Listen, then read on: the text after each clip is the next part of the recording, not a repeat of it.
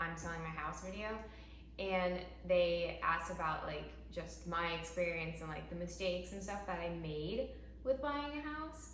So I made a little list.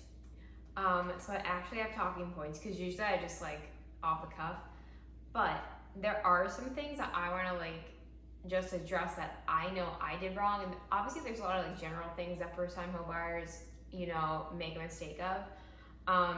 Some of these things are more like unique to me and my situation, but yeah, I'll go through them and I'll kind of bring you through the whole entire scenario. So I moved down to Florida, South Florida, August of 2021, and I rented my first year. Obviously, I'm not gonna randomly buy something, just without ever even living in the state before.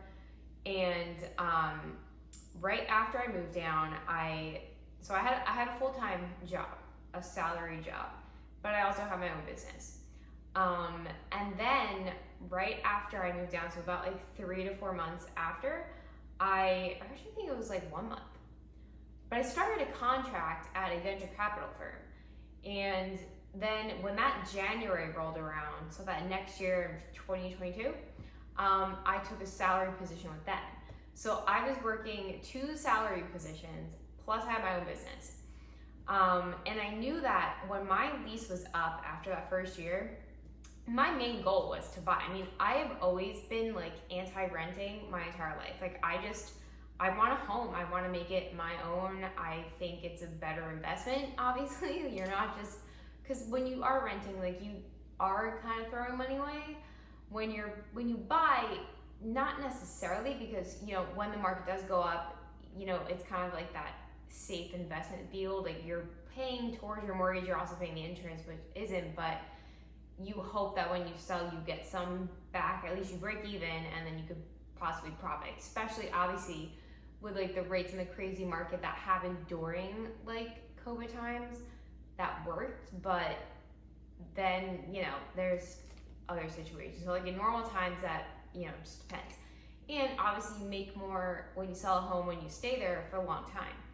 Obviously this was gonna be my first home, it's never your forever home, right? And obviously it was not gonna be that for me. I hope I'll get married one day and like have a beautiful home and like, live there forever. But I also I didn't want to rent, I don't want to be at the whim of a landlord. I hated the noise and the horrible neighbors and stuff that come with renting. You don't know if your rent's gonna go up, there's a lot of downsides to that, but there's also a lot of positives. But I will talk about the pros and cons of owning and versus renting in a different video.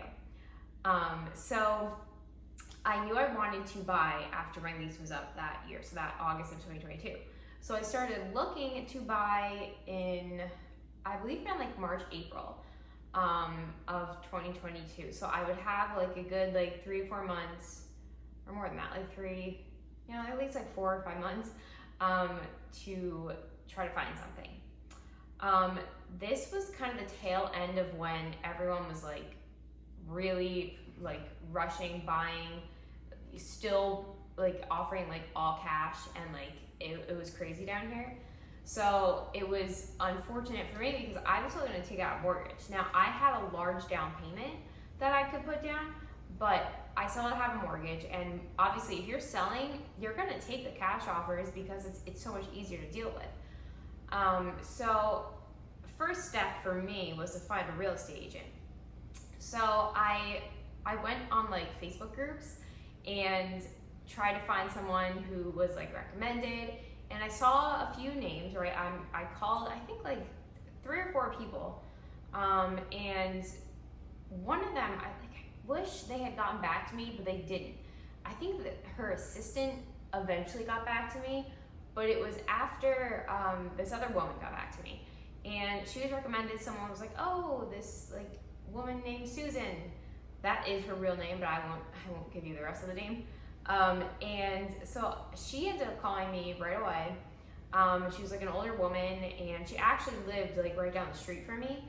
But I felt comfortable with her. She was nice, and she was like, why don't we like get you pre-approved and see how much you can even, afford.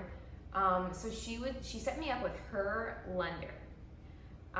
So all right, this is gonna be a little, all right, well, my first point is I ended up getting an inexperienced real estate agent.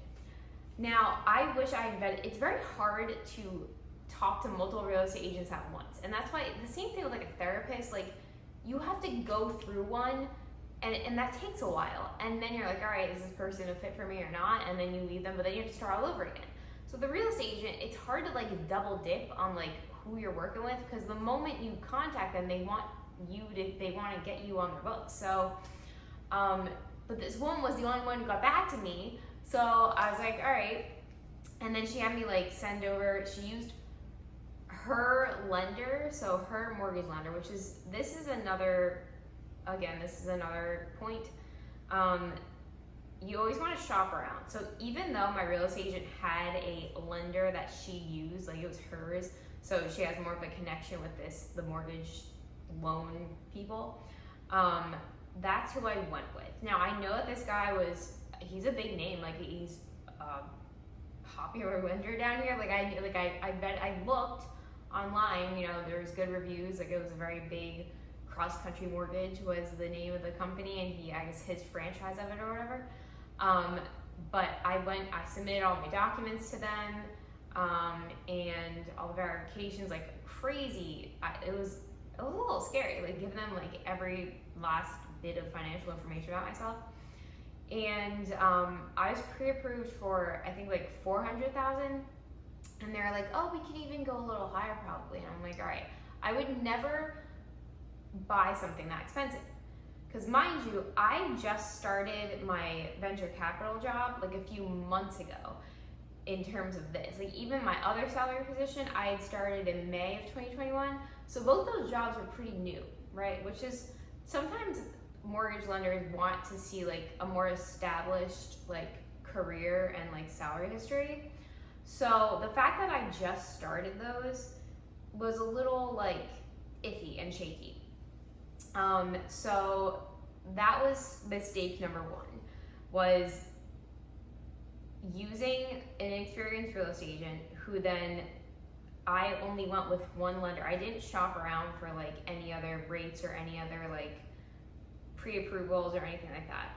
But I guess when you're pre-approved, you can still, that's just, you basically, when you're pre-approved with a lender, you can use that like when you're actually like putting in an offer on a house, like people want to see that you're already pre-approved so they know that you can get the mortgage and you're not just like, that's why like open houses, anyone can come and see the place, but like when you're scheduling a showing, most real estate agents want you to have like a pre-approval, have a real estate agent, so you know you're serious about it.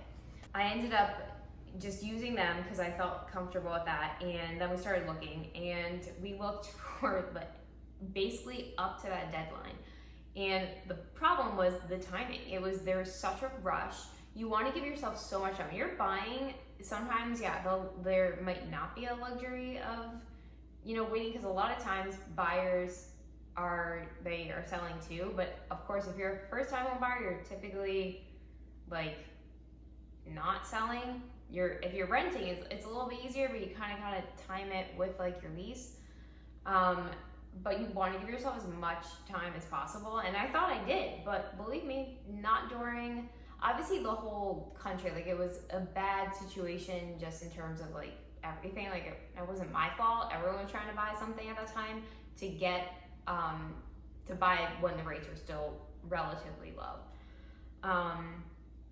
So I saw so many places. I was looking in like Boca, Delray, and Boynton, and I honestly, I put in like an offer on like every single place I saw for the most part. And we would go to open houses sometimes. The amount of people, crazy amount of people. And I remember this one place, I think the first place I saw, it was stunning. It was beautiful. It was so updated. I think they were selling it for maybe $370. No, I think it was $350. And, I saw later on that they sold it for $400,000 or something, maybe more. It was like $410, but it was like wild, and it was probably like an all cash thing. So obviously, like I can't beat that. So the whole timing of it was really difficult, and I know that they say don't try to time the market when you're buying and stuff. Like, if you want to buy, just go out there and start looking. You know, if you want to sell, just do it. Like, you can't, because you don't know what's going to happen. But that was a little difficult. So I noticed during this whole time with my real estate agent, like, I thought she was great in the beginning. Like, we got really close. Like, she would pick me up and we would go driving and like go to the different places and stuff. Like, it was a very like hand-holding experience. Like, I thought like she was really helping me. I told her, like, obviously I don't know what I'm doing. Like, this is crazy. But I felt mostly comfortable with her. But then I noticed, like, as the months dragged on and I just wasn't getting any bites at any of my offers, like, she was getting frustrated, I think. And obviously I was getting very frustrated because I'm like, oh my God, I need to get out of, like, my lease is up and I need to tell my landlord that no, I'm not staying. And it was stressful for me because I'm like, will I ever get accepted anywhere? So I ended up finding my townhouse and I put in an offer on it, and it was accepted. It was the first one that got accepted. And this was I think this was in June. And so I'm like, well, I have to be out of my apartment on August 1st. So we went through with it. Now, this is where obviously my real estate agent was tired from all this. She was probably sick of me and she just wanted the money. I put in an offer of $350 and the place was listed at $339,900 or something. So I did like about $10,000 over the asking price. And I mean, that was probably a mistake. I probably didn't need to put in that much. I wish I hadn't now. And you know, the place didn't get appraised. So this was where the whole rush scenario happened too. Now obviously I like, it's okay to rush it a little bit because I had to get out and be able to move in somewhere. But apparently the people that I bought the place from were buying something, you know, as well. So they were trying to rush it and they kept telling they had their real estate agent tell my real estate agent that like this had to be a very quick process, whatever. And of course, I think it was 4th of July, one of the holidays fell like right on when I needed to get the appraisal and the inspection done by in that period. And that whole entire process got so rushed. So it was like done by like maybe like the beginning of July or something. I think it was done before July happened. And that was wild because I literally had like a few hours after the inspection happened to make my decision on if I wanted to go through there or not, because I would lose my first escrow deposit or earnest money, whatever it is. So that was another problem, is when you intend to buy a place, right? So you put in your offer, you have to put down a certain amount of money, like you have a down payment, and you usually split that into 2 separate payments. So because I wanted to make a very large down payment, because I had the money, I didn't want to have a huge like mortgage payment every month. I was gonna put $60,000 down. So the first amount that my real estate agent told me to put down would be $20,000, and then put the $40,000 down at the end. And so I did.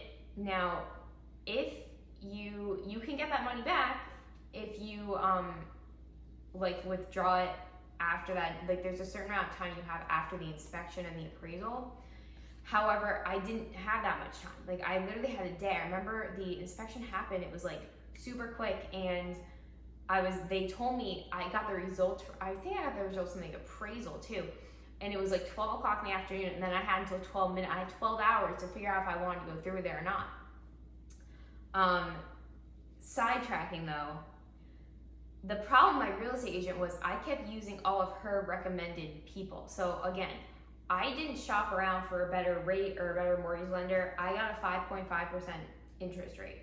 I could have shopped around. I could have called other lenders to see if they would give me a lower rate, anything like that. I didn't. I had no idea that you could do that. I thought I was kind of stuck with these people because they gave me a pre-approval, blah, blah, blah, all that. I thought I had to go with them because she told me to go with them. I also went with the inspector that she gave me. I don't think she ever had to get an inspector in her life. So she said, oh, I found this person. They'll give us a discount because it's the first time I'm using them.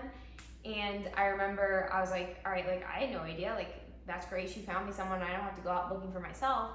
But I'm pretty sure it was just a very basic inspection. They didn't do anything like crazy. Now you do have to get like a 4-point wind. I don't know, a lot of roof stuff has to go on for Florida homes. And so, I mean, they did all that and there was no red flags. There was a few little like, oh, minor, like, you know, the molding can be a little like touched up, things like that. There was one thing with like the squirrels, the crazy squirrels that I have outside my house, and like fixing the mesh there because they could like get into like the roof or something. And so the girl had that fixed. We got that fixed. Besides that, it was like maybe like slow draining and with water and stuff, which you can fix with like Drano. Like it was nothing like large, but I don't think any of the appliances were checked. Like I don't know about like termite inspection. There's like all those different kind of weird things down here. And no, I didn't have any of that done.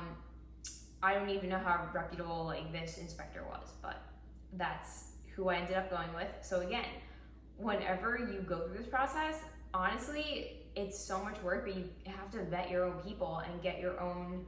Don't go with the first person that your real estate agent tells you. Obviously they're gonna have connections, but that's also like a networking thing. They might have a good deal with them, whatever. So that was a little like, I wish I hadn't done that. I wish I had shopped around for, honestly, started with the real estate agent. I wish I shopped around for a better real estate agent. I didn't know she didn't have any experience.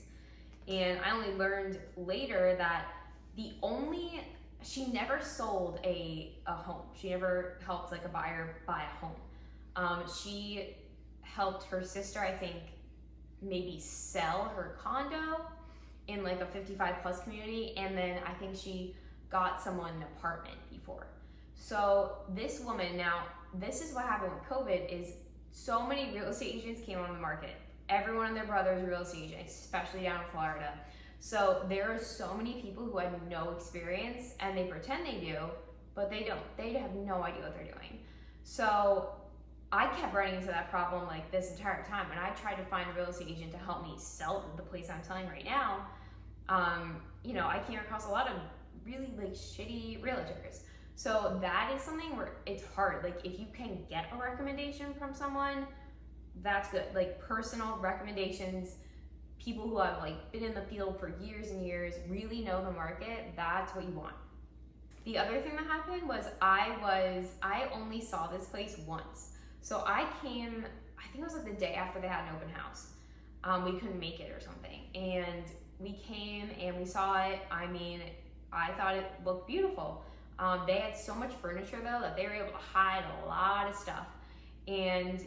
But I liked it, and that's why like I got in the car with her when we were driving home, like, wow, like I want to put an offer on this place.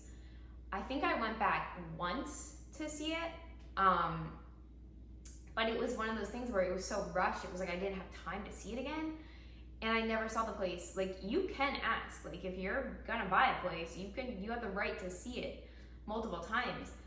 Or maybe I don't think I ever saw it again. After that first showing, I never saw it again until it was like that final walkthrough kind of situation. So that was a mistake. Go back and see the place as many times as you possibly can. And then you're gonna like notice things maybe like when cause you're probably not looking that closely when you first go to see a place. And like, I definitely missed a lot of things. Like the whole fact that this place is super dark and I need a place that is super, super bright because of the jobs that I have, the photography, the videography. I didn't realize that the pink and ugly red coloring outside is gonna cast pink shadows into the room that I was going to use as my photography studio. Little things like that. Like obviously that's a little hard to like do when someone else is living here, but it's like, yeah. So then the other thing is I put too much money down. My real estate agent told me that you should put down like as much as you feel comfortable with, right? She didn't tell me that you don't have to do that 20% so you can avoid the PMI, the mortgage insurance. It's usually just a little bit, like 100, I don't even, it's a small amount that's added to your mortgage every month if you don't do that 20%. And I was like, well, I want to put, which I think I would have still in the end, put down that much, but I probably could have put more down like on that last payment, because I didn't want a high mortgage, like monthly mortgage. That was defeating the whole purpose. Like I wanted to buy so I didn't have a crazy rent. So I shouldn't have put down $20,000 though with that first escrow deposit. And because I had such a short time to go through with it, and I remember I was laying there, it was like 11:30 at night, and I'm like, oh my God, like everything in my body was like, no, do not do it, Rebecca, do not do it, pull the money out, don't, just say no. But then I was like, where am I gonna live? Like I didn't want to go through the stress of finding an apartment, because the next step I would have had to rent again. And I was like, no, like I was so dead set on buying. And I remember I just went through that. I was like, nope, that's it. And so that moment that like midnight hit, I'm like, fuck, like that's it. So if I pulled out my money then, like my real estate agent was like, you would lose the $20,000. Like they, if they have a good heart, they'll give it back, but probably not. So I would put down the least maybe, but like it's also like the whole mortgage thing. Like you could probably put in more, you could pay more once it goes through, I think. But yeah, so that's a little like stressful. I asked multiple times about any like discounts or like incentives for like first time home buyers, and she told me there was nothing. And I think I even asked my mortgage lender. I was on the phone with them multiple times, and they're like, no, there's no like special things, but there typically is. Most states have some sort of like something, some discount, some whatever to help you. I don't even know.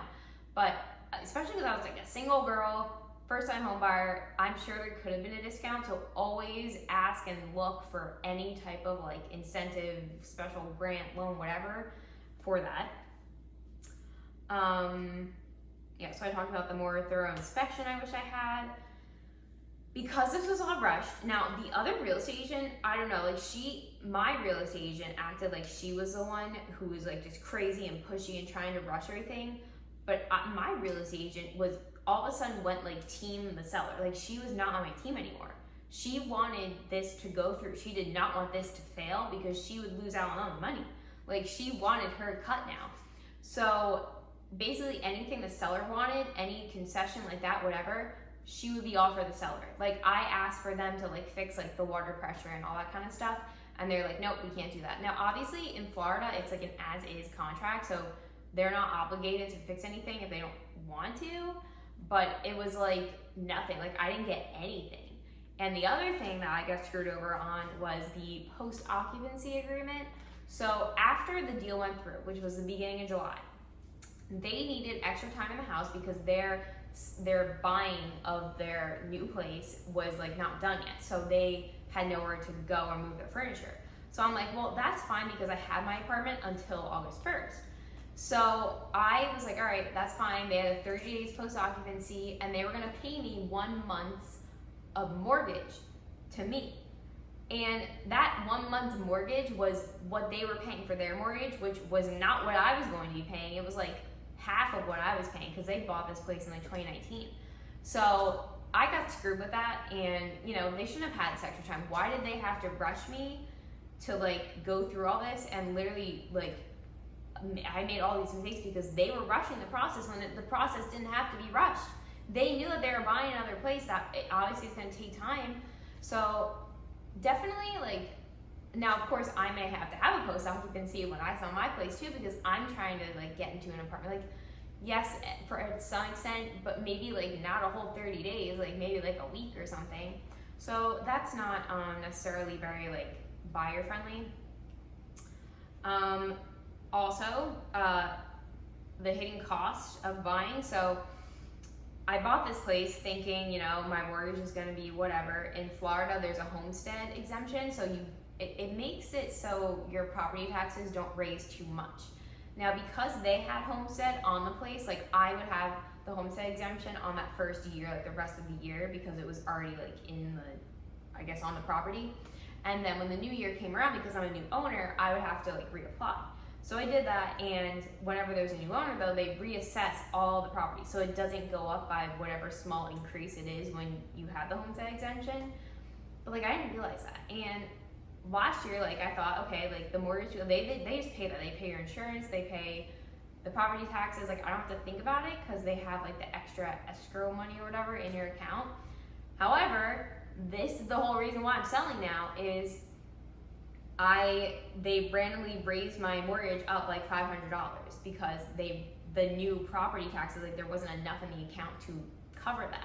Now I could pay it all up front and just pay as like a normal tax, but like I just paid my normal federal taxes. I don't have money for the property taxes right now to just throw out this place. So that's why they just increase your mortgage. So basically, you think that renting, oh, you're at the whim of your landlord to like raise your rent. Well, the same thing happens with your mortgage, especially in a place like Palm Beach County. Like the property taxes here are absolutely wild. And then the same thing with the insurance because of the climate and the hurricanes and all that stuff. So just be aware of that. Like your mortgage is not going to stay whatever the hell it is that you first bought it at. So let me address the whole PMI thing with like how much you put down. I bought this place, I put in my offer as $350, but when the appraisal came, this was when you have to get appraised when you have a mortgage. So this was the one special thing I did, was my offer was put in as a cash offer because my mortgage lender knew that like everyone was struggling, all the clients I had, because anyone who needed a mortgage was getting, outbid by the all cash people. So he would make the deal as though it was a cash offer, but it wasn't really going to be a cash offer. So there still had to be an appraisal, and there was an appraisal. And when it came back, they appraised the place for $315. So basically, because it was only $315, that means the mortgage can only be $315, which means I had to front the normal money, like that doesn't count towards my mortgage, like the down payment. So that how much it was, $35,000 was like straight my money. It went right in there, and that doesn't count towards the 20% down because it wasn't 20% down on the mortgage that was $315. So I did have 20% down had they made the mortgage $350, but because I had to pay my own cash that was like not part of the mortgage, I got screwed and I have to pay PMI right now because I didn't put 20% down on $315. So that was like really weird and just not like, that just doesn't even make sense. Like I got screwed so much doing that. I also didn't tell anyone about this during the whole process. Like I wanted to surprise my family and be like, wow, look what I did. I just bought a house and I didn't need your help and I did it all by myself. And so I didn't tell like my mom until like it was me deciding like, oh my God, I'm gonna lose my $20,000 if I like don't pull the money out right now and like back out of the deal. I remember talking to her, and that was like the first time I was even telling her about what I was doing. So, especially if you're doing this by yourself and you have no idea what you're doing as a first time home buyer, and you're single and you don't have like a spouse or whoever, a roommate like doing it with you. I mean, tell people you know, just because, don't keep it a secret. Like just get as much information as you possibly can. The other problem here is the lawyer. You don't need a lawyer when you're doing like the real estate. Like there is obviously the lawyer that like does the title, whatever, the title company, I think, but the seller usually uses their like lawyer and title company, whatever. But you can get your own lawyer to like have your back during it, and so they have no interest in the real estate agents. Like they're all solely focused on you. I didn't know that though, and my mom is like so pissed that I didn't do that, because there probably would have been like my lawyer would have helped me with the contract with the seller, like just not doing anything, like making no concessions for me. They would have like seen that like my real estate agent was like absolutely just stupid. So always have a lawyer that like you hire with your own cash, like separate from any of these other people. Like use your own lawyer, get a real estate lawyer. It doesn't matter. It does not matter if you don't need one, whatever. Like it's probably gonna be like what, like max, I'm sure you can find someone for like 500 or less, 500, 400, I think, to like look over your contract, look over all that stuff, and just kind of like make sure that your best interests are still being like seen and heard.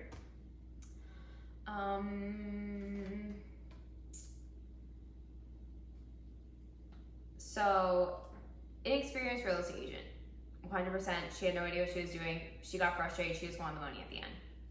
Timing, the rush. Obviously, it was a bad time in the whole entire economy and the whole country. Like, obviously, whatever, but try to give yourself as much time as possible to not be in that scenario. Because I also didn't realize the location. Like, location matters so much when you buy. And I always remember watching House Hunters, and they were always like, location. Yeah, it really matters. And that's like the reason why I don't like this place. It's too far north for me. I do so much more, south, and my major pain points with this place are the lighting, the location. I honestly don't need this much size, but it's like these little things that I'm just like, I don't like it. I don't like being, honestly, I think having something one story is, it's easier to cool, but there's a lot more bugs and things like that. Like, it's just, this place does not have enough windows for me for filming and shooting. I don't like the location, which is one of the main things. I overpaid, and now I honestly, I am such a frugal person. I don't want to live above my means. I want to live as far below as I possibly can with still enough space. I don't want to be living in a shoebox, but it's like this place now, honestly, I could afford it. I know I was making it work. And then all of a sudden now with the new property tax and insurance increases, it doesn't make any sense whatsoever. It makes no sense. Oh, because I didn't address the main topic is I was laid off from my job. So the one job that I had, I got, fired, resigned, whatever you want to call it. I don't really know. But let's say I lost my one job before the whole deal went through. So this was in the middle of doing the whole transaction during the appraisal time and all that. And I told my mortgage lender, I'm like, I just lost my job. And they're like, oh, which job? And that's why apparently my pre-approval and everything they were basing my salary off of was the venture capital job, which I still had. So they're like, I even asked them, I'm like, well, can't we just cancel the contract? Because I think this was after the appraisal. So it was after the time, and I'm like, all right, maybe this is good. Because at that moment, after I said, okay, I'm gonna go through with it, I was like, I don't want the place. And then I felt stuck because I was gonna lose my $20,000 now. But the more I thought about it, I'm like, oh my God, I don't want this place. So I didn't want this house in the beginning of after I lost the money. I couldn't think straight. I was so burnt out, and because remember, I was managing 3 full-time jobs, trying to buy a house, going through so much stress. My brain just stopped working at that point, and that's why I made a horrible decision. And I was like, oh my God, maybe this was my way out though, losing that job. But apparently they only based the whole thing off of that one salary. So they're like, we can't lie, we can't do anything, we can't withdraw it.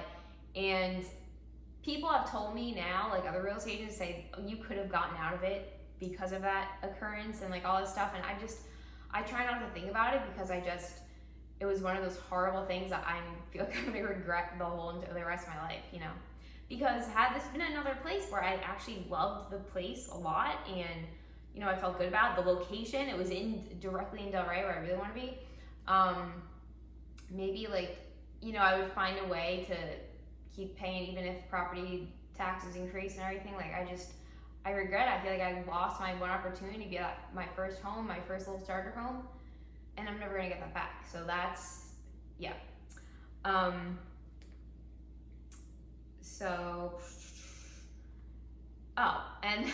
the other thing is then I ended up getting laid off from the job that this entire house was based off of. So strip away the 6-figure salary, what do I have left? Just my own business.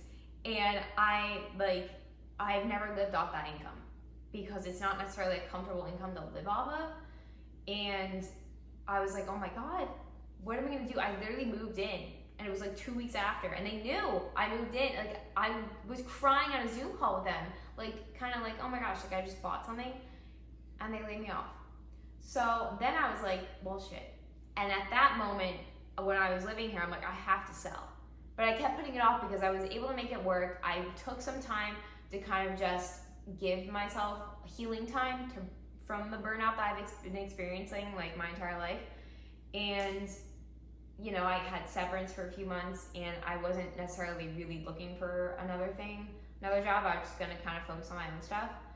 And that's why like I kept putting off selling this place, even though I wanted to sell right when I moved in. I got a real estate agent, she came here, and then I'm like, let me see if I can get another job, because maybe I can just buy something, maybe I can kind of do like a transfer the mortgage kind of thing. And you know, that never worked, and then I just kept putting it off, and I just didn't feel like going through the stress of buying again. So that's why I stayed here so long. I was tired. I was so tired and I couldn't do it again. Yeah, so get a lawyer, tell people, have a better stable job situation, which is hard right now in this economy. See the place as many times as you can. Don't put too much money down, well, at least for that first escrow deposit. Look for any discounts or whatever, grants, I don't know what they call them for first-time home buyers. Have a very thorough inspection. I had one, so it wasn't like I foregone the inspection, which I know a lot of people did during COVID. Try not to do the post-occupancy, or if it is, don't make it the whole 30 days. Know the hidden costs with the whole property tax thing, insurance, the whole moving fast. Like, try to keep the process slow and steady. The PMI, blah, blah. The lender, look at multiple lenders. And people are like, well, why did you stay? Like, I stayed because I was gonna try to make it work. And then all these little negative, a lot of weird little like niche things, like, this is just not the place for me. It's not for me. And it's like, why stay somewhere where you're not happy? And I don't know. But then I wanted to try to make it work. That's why. And then obviously eventually the place becomes your home, and then it becomes harder to like leave it again. I'm just the thought of like packing everything up and moving and all that, and it's like I didn't want to go through the stress again.